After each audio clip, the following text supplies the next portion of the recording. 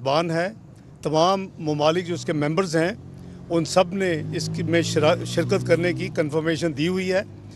अपना या prime minister या प्रेसिडेंट के लेवल पे जो इंडिया है उनकी तरफ से उनके वज़ीर ख़ारजा उसमें शिरकत करेंगे।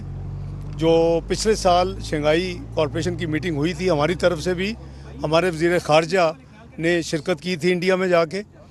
जहाँ तक ऑब्ज़र्वर स्टेटस है वो मंगोलिया का ऑब्ज़र्वर स्टेटस है, वो भी ज्वाइन करेंगे।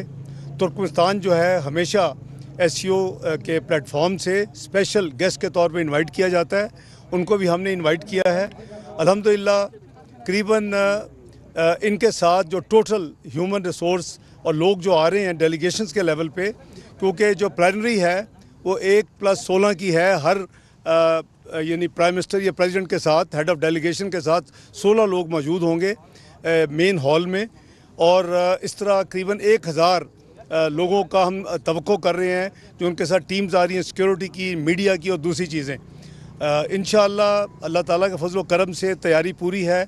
मेज़बानी का जो है उनकी हमारी ज़िम्मेदारी इंशाअल्लाह वो पूरी तरह हम निभाएंगे। कोई हमने किसी किस्म की कोई एक्सेप्शन नहीं की। ये एक मल्टीलैटरल फोरम है जिसके ऊपर इसका अपना एक मैंडेट है, उसके मुताबिक तमाम कार्रवाई होती है। जब हम दूसरे मुल्कों में जाते हैं, आपको याद होगा कि चंद महीने पहले एससीओ का हेड्स ऑफ स्टेट समिट हुआ था अस्ताना में, तो पाकिस्तान के वज़ीर आज़म जनाब शहबाज शरीफ साहब ने पाकिस्तान की नुमाइंदगी की थी और बाकी उनके साथ वज़रा भी थे, मैं भी था उसमें। तो इंशाअल्लाह आप देखेंगे कि अल्लाह ताला के फजल व करम से जो कई सालों के बाद इस तरह का बड़ा इवेंट, मुझे जो याद है वो 1997 में हुआ था। 21-22 में ईसीओ जो है वो ये इस तरह के फोरम हुए हैं मल्टीलैटरल, लेकिन जो बड़ा फोरम था वो 1997 में था। मेरे नज़दीक 27 साल के बाद पाकिस्तान एक बहुत बड़े फोरम की मेज़बानी का शर्फ अल्लाह ताला ने दिया है। इंशाअल्लाह हम इसको अपनी ज़िम्मेदारी पूरी तरह निभाएंगे। और जो हमारे मेहमान हैं उनमें से कुछ क्योंकि सवाल है मैं उसका जवाब अपने इस बात में कर रहा हूँ। कुछ ममालिक हैं उन्होंने बायलैटरल मीटिंग्स भी मांगी हैं पाकिस्तान से वज़ीर आज़म से मिलने के लिए, वो हम उनको हमने मसलन चाइना है वो तो एक दिन पहले तशरीफ़ ला रहे हैं, वो तो एक किस्म की एक्सक्लूसिव बायलैटरल मीटिंग के लिए कल आ रहे हैं बजाय 15 को आने के। बाकी तमाम डेलीगेशन 15 को आएंगे, 16 की रात को फारिग होंगे और वापस जाएंगे। लेकिन इसके बावजूद भी जो डेलीगेशन आ रहे हैं एससीओ के लिए, उन्होंने भी कुछ ममालिक ने, रशिया है फॉर एग्ज़ाम्पल और कुछ और ममालिक हैं सेंट्रल एशियन स्टेट से, उन्होंने भी बायलैटरल मांगे हैं। वो पाकिस्तान फ़ॉरेन ऑफिस ने वो मीटिंग्स प्राइम मिनिस्टर साहब की इजाज़त से तय कर ली हैं। ये भी सवाल मुझसे पूछा गया और मैं उसका जवाब कंबाइन दे देता हूँ कि जी इंडिया क्या बायलैटरल होगा, तो इंडियन फॉरेन मिनिस्टर जो हैं उनकी तरफ से कोई बायलैटरल की रिक्वेस्ट नहीं है, हमने भी कोई बायलैटरल की उनको दावत नहीं दी। वो एससीओ के फ्रेमवर्क के अंदर जो उनसे बात होगी वो एससीओ के फ्रेमवर्क में मल्टीलैटरल फोरम के ऊपर शंघाई कॉरपोरेशन के यानी हेड्स ऑफ गवर्नमेंट की मीटिंग में उस हवाले से होगी। तो जब ये तमाम कार्रवाई 16 तारीख को जब मुकम्मल हो जाएगी तो फिर दोबारा एससीओ के स्टैंडर्ड फॉर्मेट के मुताबिक होस्ट कंट्री की तरफ से मैं और एससीओ के सेक्रेटरी जनरल प्रेस को डीब्रीफ करेंगे और इंशाअल्लाह वो अपनी स्टेटमेंट देंगे। मैं अपनी पाकिस्तान की तरफ से मेज़बान होने मुल्क होने के नाते दूंगा। तो इंशाअल्लाह आपको हम साथ साथ जारी अपडेट रखेंगे और मुझसे भी ज़्यादा स्पीड पे तारड़ साहब आपको एडवांस इंफॉर्मेशन हर चीज़ की देते रहेंगे। बहुत शुक्रिया सर। ये बताइए अभी आपने जो सोशो इकोनॉमिक कैनी साहब से करने दें, कैनी साहब बोल रहे हैं आपके पास। सर आप नायब वज़ीर आज़म इसहाक़ डार और तारड़ साहब अभी वॉक का एहतमाम किया है, तैयारियों का जो आपने देखी हैं, जो मॉडल्स आपने देखे हैं वज़ीर दाखिला और चीफ कमिश्नर इस्लामाबाद की जो मेहनतें हैं, आप कितने % को मार्क्स देते हैं? और दूसरा सबसे अहम सवाल कि एक सियासी जमात की तरफ से मुसलसल वही जो एहतजाज धरने अगर उनकी कोई कोशिश हुई तो उस हवाले से क्या हिकमत अमली और आपका इस पर क्या कमेंट होगा? देखिए, मैं पूरी टीम को, जनाब तारड़ साहब उनकी टीम को, मैं चीफ कमिश्नर साहब चेयरमैन सीडीए उनकी टीम को, मैं अनफेयर हूँगा वज़ारत ख़ारजा की पूरी टीम को, इंटीरियर मिनिस्ट्री की पूरी टीम को, तमाम स्टेक होल्डर्स जो जिम्मेदारी है वो कई हफ्तों से वॉक तो आपके साथ आज की है, खामोशी से अकेले कई चक्कर लगाते हैं रात को उठ के। तो इसलिए आपने भी देखा अल्हम्दुलिल्लाह इन सब दोस्तों की काविशों से आपने कहा मार्क्स मेरे नज़दीक तो 100% मार्क्स होने चाहिए सबको इंशाल्लाह। बाकी आपका जो दूसरा सवाल है वो मैं समझता हूँ कि मुल्क की जो सियासत की अच्छी रिफ्लेक्शन नहीं है कि एक पार्टी वही काम कर रही है जो 2014 में उन्होंने किया था। इसी चौक में उन्होंने 126 दिन का धरना दिया। चीन के वज़ीर आज़म 1 साल के उसमें ताख़ीर हुई उनके आने में, और फिर हमने देखा कि 9 मई को जो कुछ इस मुल्क में हुआ, और रिसेंट जो हमने ऑल पार्टीज़ कॉन्फ्रेंस की, हमारा ख्याल था कि चलें ये गाज़ा के लिए है, फ़लस्तीन के शहीदों के लिए है, 43,000 करीबन 90,000 वहाँ ज़ख्मी हैं, ये बैरूत में जो कुछ शुरू हो चुके हैं, लेबनान में उसके लिए है। तो हमारा ख्याल था कि उसमें तो वो ज़रूर अब आ जाएंगे, लेकिन आपने देखा उसमें भी उन्होंने शिरकत नहीं की। ये शिरकत ना करना तो बहुत ही मुझे अजीब लगा। देखिए हम सब के लिए पाकिस्तान सबसे टॉप प्रायोरिटी होनी चाहिए, पाकिस्तान फर्स्ट जिसे कहते हैं, और मुल्की मुफाद में अगर किसी ने कोई सियासी को काम करना है, कोई एहतजाज करना है, कोई धरना देना है तो बहुत टाइम है। ये 2 दिन का इवेंट है और चाइना का मिला के 3 दिन का।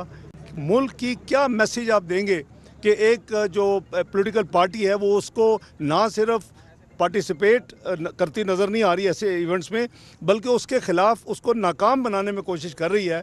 तो मेरी यही आपके ज़रिए उनको ये होगी अपील कि उनको चाहिए कि 15 की कॉल को कैंसिल करें मुल्क की मुफाद में, और ये 15 की कॉल कैंसिल होनी चाहिए, ये उनके भी अपने मुफाद में। मुझे लोग कहते हैं कि आप तो हमेशा रिकन्सिलिएशन में बिलीव करते थे, आपने तो 126 दिन का धरना भी उठाया था। मैंने कहा कि मैं बिल्कुल इसमें बिलीव करता हूँ रिकन्सिलिएशन में, लेकिन 9 मई के जो एक्शन थे, जो कि आपने तमाम रेड लाइन्स को क्रॉस कर दिया, अपनी स्टेट के ऊपर हमला कर दिया, स्टेट इंस्टीट्यूशन के ऊपर हमला कर दिया, स्टेट इंस्टॉलेशन के ऊपर हमला, मैं कहा मेरे जैसा बंदा भी अब यानी मजबूर हो गया कि मैं भी नहीं कर सकता। तो मैं समझता हूँ कि इट्स नेवर टू लेट, उनको अपनी इस गलती को अभी करेक्ट कर लेना चाहिए, और ये 15 की जो उन्होंने कॉल दी इसको फौरी कैंसिल करना चाहिए। मैं समझता हूँ कि मेज़बान होने के नाते हमारी मजहबी ट्रेनिंग भी यही है, हमारे जो फाउंडर्स थे उनकी भी ट्रेनिंग यही है, और हमारी पॉलिटिकल पार्टी और उसकी लीडरशिप ने डेमोन्स्ट्रेट किया जिसका आपने जिक्र किया। तो हमें मेज़बान होने के नाते हर एक को इज़्ज़त देनी चाहिए, एहतराम से उनको करना चाहिए, और उनको वेलकम करेंगे चाहे किसी भी मुल्क से हो। जो मेंबर SCO मेंबर है वो उस कैपेसिटी में आ रहे हैं। मैंने अभी क्लियर किया कि कोई बायलैटरल मीटिंग नहीं है, तो इसलिए SCO के फ्रेमवर्क में हम पूरी उनको प्रोटोकॉल और इज्जत देंगे। मैं ये पूछना चाहता हूं कि नहीं देखिए मैं अर्ज़ कर रहा हूँ, क्या वो इनवाइट नहीं किया गया? एक सेकंड है, देखिए जो आपने जितनी चीज़ें गिनवाई हैं, socio economic, culture, human rights वगैरह, ये सारे इसके मैंडेट में हैं SCO के। सो कोई नई चीज़ नहीं होने जा रही। ये फोरम जब भी मिलता है इन तमाम इश्यूज़ पे बात करता है, और जो बात होगी उसका खुलासा मैंने अर्ज़ कर दिया कम्युनिके की शक्ल में प्रिपेयर होगा, और मैं और सेक्रेटरी जनरल SCO हम आपके साथ शेयर करेंगे। नंबर 1। नंबर 2, अफ़गानिस्तान पे आ जाते हैं। जहाँ तक अफ़गानिस्तान का ताल्लुक़ है, 2021 से अफ़गानिस्तान ऑब्जर्वर स्टेटस उनका था, वो फुल मेंबर नहीं थे, लेकिन 2021 से वो उन्होंने उनकी जो है member even observer status virtually suspended कह लें या इन्फेक्शस कह लें, चूँकि 2021 से उनको इनवाइट नहीं किया जा रहा और वो पार्टिसिपेट नहीं कर रहे उन वजूहात के, तो पाकिस्तान अकेला इन मामलात में फ़ैसले नहीं कर सकता।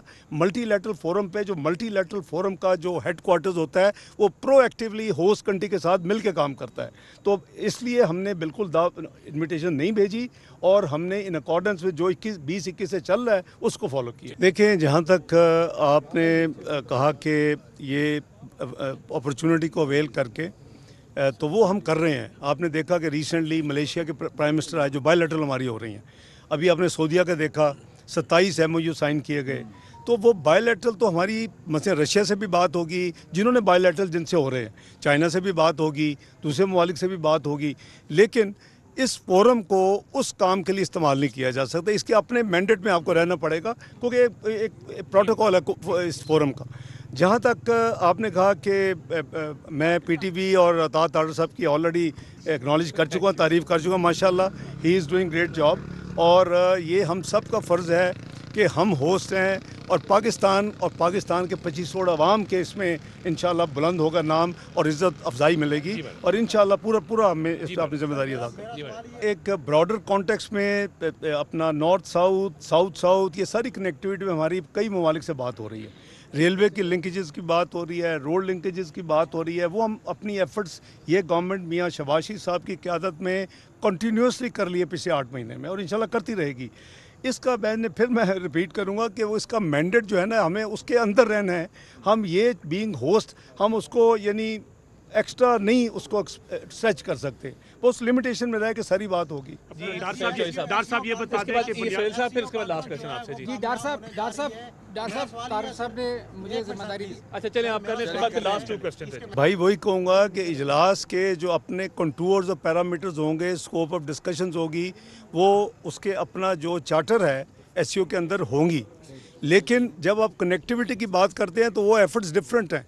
वो हम बायोलैटरल ऑलरेडी कर रहे हैं, उसमें कई ट्रायलैटरल भी हैं, उसमें कई मुल्कों में टैपी है फॉर एग्जांपल, तो उसमें 4 कंट्रीज़ इन्वॉल्व हैं।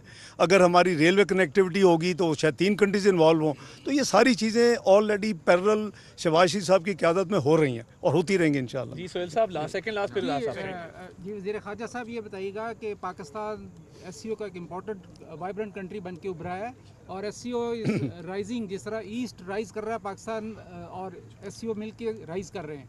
तो इसमें जो हमारा इस दफ़ा एससीओ का थीम है वो प्रॉस्पेरिटी है। तो प्रॉस्पेरिटी के हवाले से पाकिस्तान ने क्या कोई सॉलिड रोड मैप बनाया है कि पूरे रीजन की प्रॉस्पेरिटी किस तरीके से पॉसिबल है और उसमें बॉटलनेक्स जो हैं वो क्या हैं, नॉन टैरिफ बैरियर्स हैं और कुछ इस तरह की चीज़ें हैं? देखिए, प्रॉस्पेरिटी के लिए पूरे रीजन को इंटीग्रेशन की ज़रूरत होगी, उसके लिए अमन की ज़रूरत होगी। हमारी जो इस हुकूमत की जो कोर ऑब्जेक्टिव है या कोर कोशिश है वो ये है कि हम पाकिस्तान को इंटीग्रेट करते हुए पीस, डेवलपमेंट एंड प्रोग्रेस के लिए काम करें। उसके नतीजे में आपकी इंशाल्लाह इकॉनमी बेहतर होनी चाहिए, आम जो कॉमन मैन है उसकी ज़िंदगी में बेहतरी आनी चाहिए, महंगाई में कमी आनी चाहिए, आपके इंटरेस्ट रेट में कमी आनी चाहिए, आपका मईशत का पहिया चलना चाहिए। सारे ऑब्जेक्टिव हैं। तो ये मल्टीलैटरल भी हैं और हमारा अपना कोर एजेंडा भी है जो मियां शहबाज शरीफ साहब की क़यादत में होम ग्रोन एजेंडा जिसका नाम है। तो हमारा सारा ये जो अपनी प्लान है वो इसी के इर्द गिर्द इवॉल्व किया हुआ है। और बाय द वे ये कोई नई चीज़ हम नहीं कर रहे। ये आप इलेक्शन से पहले मुस्लिम लीग नून की वेबसाइट पे जाके हमारा मैनिफेस्टो पढ़ लें तो आपको पता चल जाएगा हमने कौम से क्या वादे किए हुए हैं। और उसी के इर्द गिर्द कई ऐसे हमारे टारगेट्स हैं जो हमने फिस्कल ईयर 25 में यानी जून 2025 तक करने थे। 10% तक महंगाई लानी थी, वो अलग वजह से ऑलरेडी आ चुकी है। दूसरी बात यह है कि ये अकेला वो लोग हैं उनसे पूछें जो कहा करते थे कि पाकिस्तान सफारती तौर पे ऊपर तन्हाई का शिकार है। अब आज उनसे पूछें कि जी तन्हाई का शिकार है या सारी मेरे दोस्तों की, कॉलीग्स की दिन रात की यानी उसको बिज़ी रखा हुआ हमने। तो अभी ये ख़त्म होगा तो उसके बाद कई और सऊदी अरेबिया की कमिटमेंट है, चोगम आगे आ रहा है कॉमनवेल्थ का समाव में।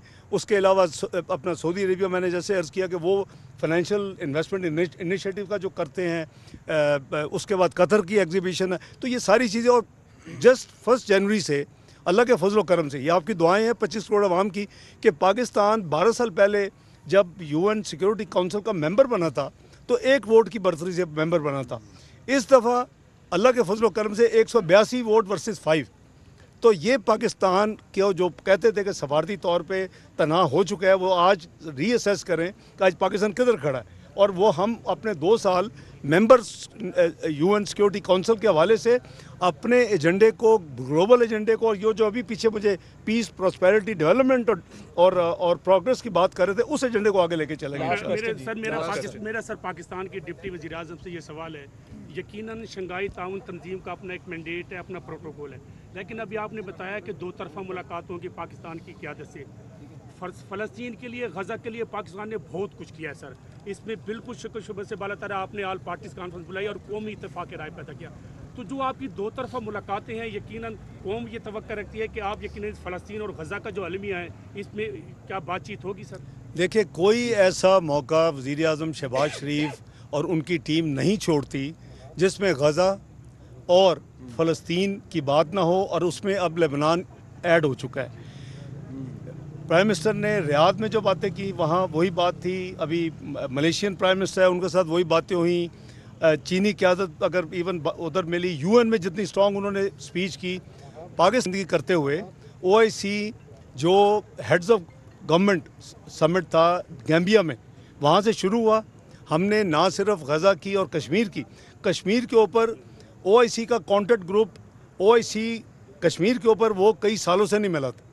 पहली दफ़ा कई सालों के बाद पाकिस्तान की कोशिशों से मैं पाकिस्तान की और वज़ीर आज़म की नुमाइंदगी कर रहा था, दोनों कैपेसिटीज़ में, वज़ीर ख़ारजा और उनके बिहाफ पे हमने वो उस पर कॉन्टैक्ट ग्रुप पे मीटिंग करवाई जिसमें तमाम मेंबर्स ने शिरकत की। हमने इस्लामोफोबिया पे वहाँ एक सेक्रेटरी जनरल का एक परमानेंट एनवाय यानी मुकर्रर करवाया। गज़ा के ऊपर हमने भरपूर, जो आपने यूएन में वज़ीर आज़म शहबाज शरीफ का जो देखा है, ये हमारी बड़ी क्लैरिटी है। उसके बाद D8 हुआ, पाकिस्तान की नुमाइंदगी करते हुए हमने फुल फोर्स के ऊपर सिर्फ गज़ा का था। उसके बाद अमान में king of Jordan, president of Egypt, UN secretary general ने ये किया और हमने भरपूर अपनी नुमाइंदगी की और बाई नेम शायद ही किसी ने इसराइल के ऊपर अटैक किया हो या क्रिटिसाइज़ किया हो जो हमने किया अल्लाह के फजल करम से। अभी उसके बाद जद्दा में हुआ, उसमें मैंने पाकिस्तानी नुमाइंदगी की और फॉरेन ऑफिस ने यानी परफॉर्म किया वहाँ कि हमने उधर। तो अभी एक और होने जा रहा है, मैं आपको अभी बता देता हूँ कि अंडर कंसिडरेशन है ओआईसी की हेड्स की मीटिंग और उसके साथ जो अरब लीग है वो भी शायद कंबाइन हो जाए। और एजेंडा क्या होगा? सिर्फ 1 पॉइंट एजेंडा कि जो बर्बरियत हो रही है गज़ा में, लेबनान में, उसके हवाले से 1 पॉइंट एजेंडा होगा। तो हम तो इसमें कोई जगह नहीं छोड़ते जहां हम उनकी आवाज़ ना बने और अपना, और साथ साथ प्रैक्टिकल भी कर रहे हैं। 10 कंसाइनमेंट जा चुकी हैं। पहले इजिप्ट के जा रही थी, उसमें कोई मसाइल आ रहे थे। अमान जॉर्डन की गवर्नमेंट से बात करके अब अमान के ज़रिए भेज रहे हैं और वहाँ मामला नहीं ख़त्म हो, ये जारी है। प्राइम मिनिस्टर ने अभी 2-3 दिन पहले जो हमारी मीटिंग हुई है कैबिनेट की, उसमें उन्होंने एनडीएमए को कहा कि आप टेंट्स की और इस तरह की सर्दियाँ आ रही हैं, फौरी तौर पर तैयारी करें, वो हो रहा है। उन्होंने एक special account PM relief for Gaza and Lebanon, उसके लिए तो हमारी इसमें आप समझे कि टॉप प्रायोरिटी है। जैसे हमारे लिए कश्मीर की प्रायोरिटी है, इसी तरह गज़ा की प्रायोरिटी। एक जो डॉक्यूमेंट अडॉप्ट होना है वो है cooperation among SCO trade body, जो कि पाकिस्तान का प्रपोजल था, इस मीटिंग में अडॉप्ट होना है। How do you see that, what do you have to say on that, कि कितनी बड़ी पाकिस्तान की आदत सक्सेस के तौर पे, अब वो भले एससीओ डॉक्यूमेंट के तौर पे अडॉप्ट होगा लेकिन पाकिस्तान प्रपोजल था, how do you see that? देखें, अल्लाह के फल से मैं समझता हूं पाकिस्तान की कामयाबी है कि उसके हवाले से एससीओ के मेंबर ममालिक के कॉमर्स एंड ट्रेड मिनिस्टर्स की मीटिंग हो चुकी है। कुछ फिज़िकली पाकिस्तान आए थे चंद हफ्ते पहले, कुछ ने अपना वर्चुअल ज्वाइन किया। तो उसकी जो आउटकम है वो इसका हिस्सा होगी और पाकिस्तान ऑब्वियसली अल्हम्दुलिल्लाह एक अच्छा था, हमने एक ट्रिगर किया, सब मेंबर माने और उसके ऊपर आप देखेंगे कि आउटकम निकलेगी।